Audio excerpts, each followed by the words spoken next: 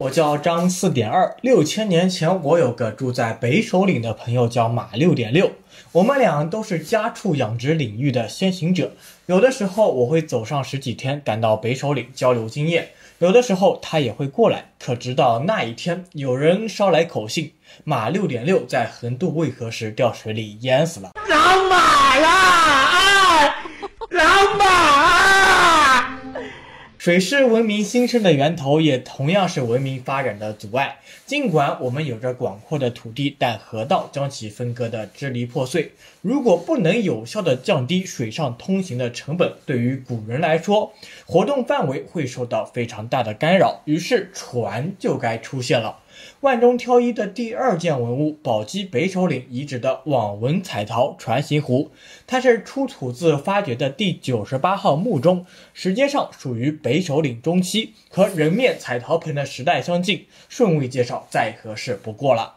这是一件器型相当独特的文物，感觉像是说了一句废话。那就具体一点，放眼全中国，同样器型的东西也就只有3件。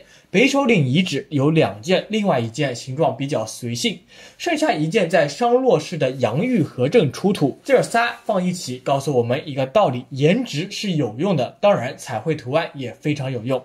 尽管我们一般人的第一印象几乎都是一艘带着渔网的船，不过想要从猜测落到实处，得要有些依据。洋峪河镇的船形壶当然可以用来佐证，圆润的器型还能叫人联想到饺子，可特别长条的2头翘起的平底的器物确实是很独木舟。考古上新石器时代的独木舟毕竟是木质的，容易腐烂，出的相当稀少，在南方有找到过几艘。最近一次发现是21年在宁波的狮坳遗址，狮坳遗址还进入到了21年考古时代的中评，然后在神仙打架中落选了。而另外一个方向，彩陶壶上的图案如果能够证明是渔网的话，也能够形成佐证，船上挂个渔网非常合理，对吧？那么有没有证据表明北首领先民们发明了渔网呢？毕竟渔网更容易腐烂啊。过去某一段时间，网上有一个视频一直被推荐，讲渔网是如何工作的。在看到那个封面好多次之后，我也鬼使神差的点进去看了。所以渔网边缘的一圈重物非常重要，边缘必须以最快的速度沉底，才能把鱼给罩住，并且要有足够的重力防止鱼挣脱。所以来看看这块石头有3处刻意的凹陷，当然是起到缠绕绳索的作用。这样的石网坠，北首领遗址共发现了6块，感觉数量很少的样子啊。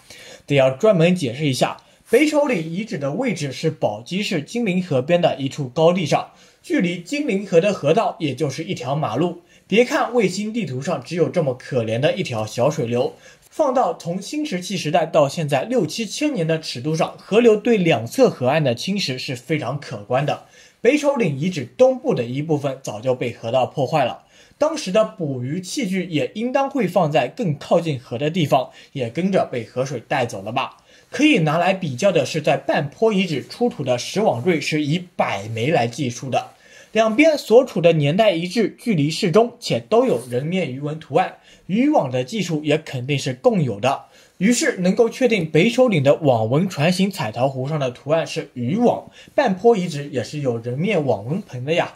独木舟和渔网2个元素，这件文物给我们带来的意义也就水到渠成了，代表着北首领先民甚至可以自信地扩大到整个关中地区的人，在很早就掌握了造船与捕鱼的技术。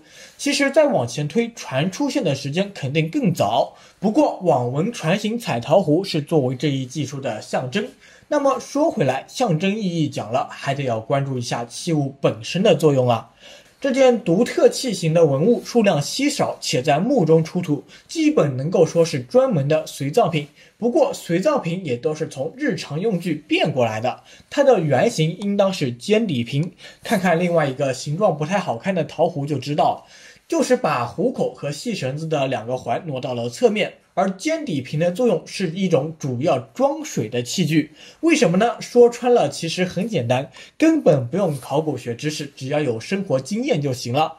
固体和液体往容器里倒是2种完全不同的状态。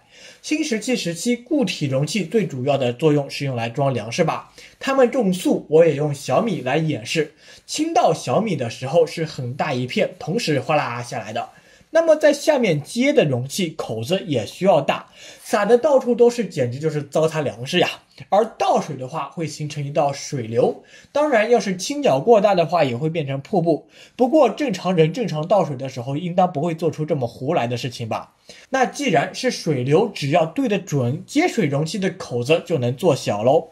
再拿一个小口的容器倒水，这样哪怕倾角过大，水流受到瓶口的限制，也不可能哗啦一下弄得到处都是。